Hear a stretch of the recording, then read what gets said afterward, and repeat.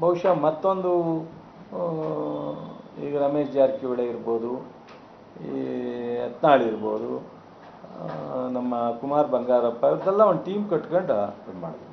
ಏನಾಯಿತು? ಏನು ಒಂದು ಕಂಟ್ರೋಲ್ ಮಾಡಿದಾರ? ಈಗ ಮೊನ್ನೆ ಯತ್ನಾಳವರು ಸಸ್ಪೆಂಡ್ ಮಾಡವ್ರೆ. ಮದ್ದೂರಿನಲ್ಲಿ ಯಾವುದೋ ಒಂದು ಇಶ್ಯೂಗೆ 3-4 ಸಾವಿರ ಜನ ಸೇರ್ತಾರೆ. ನಾನು ಕೇಳಿದೆ, ಯಾರು ಈ 3-4 ಸಾವಿರ ಜನ ಎಲ್ಲಿಂದ ಬಂದರು ಅಂತ. ಎಲ್ಲ BJP RSS ಬ್ಯಾಕ್ಗ್ರೌಂಡಿಂದ ಜನ ಕಳಿಸೋದು ಅಂತ. ಅವ್ರನ್ನ ಸಸ್ಪೆಂಡ್ ಮಾಡಿದ್ಮೇಲೂ BJP ಅವ್ರ ಜೊತೆಲಿದೆ, ಅವ್ರ ಸಂಘಟನೆ ಅವ್ರ ಜೊತೆಲಿದೆ.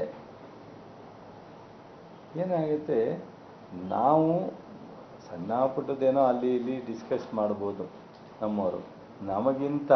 ನಮಗಿಂತ ಭಾಳ ಕೆಟ್ಟ ಪರಿಸ್ಥಿತಿಯಲ್ಲಿ ಇರ್ತಕ್ಕಂಥದ್ದು BJP ಪಕ್ಷದ ಆಂತರಿಕವಾದಂಥ ವಿಚಾರ. ಕೆಟ್ಟ ಪರಿಸ್ಥಿತಿಯಲ್ಲಿ ಇರ್ತಕ್ಕಂಥ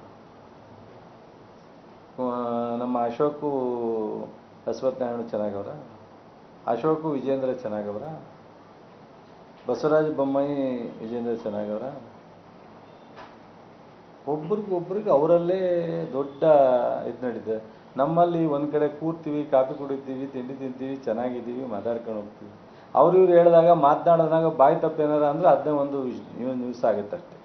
ಬಟ್ ನಮಗೆ BJP ಕಂಪೇರ್ ಮಾಡೋದಾದರೆ ನಮ್ಮ ಪಕ್ಷದಲ್ಲಿ ಆಂತರಿಕವಾದಂಥ ಕಿತ್ತಾಟ ಹೆಚ್ಚಿಗೆ ಇಲ್ಲ.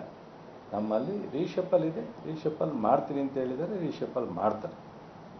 ನಾಯಕತ್ವ ಬದಲಾವಣೆ ಏನಿದ್ರು ರಾಹುಲ್ ಗಾಂಧಿಯವರು, ಖರ್ಗೆಯವರು, ವೇಣುಗೋಪಾಲು, ಸುರ್ಜೇವಾಲಾ ಅವರೇ ತೀರ್ಮಾನ ಮಾಡಬೇಕು. ಅದು ಅವ್ರಿಗೆ ಬಿಟ್ಟಿದ್ದು.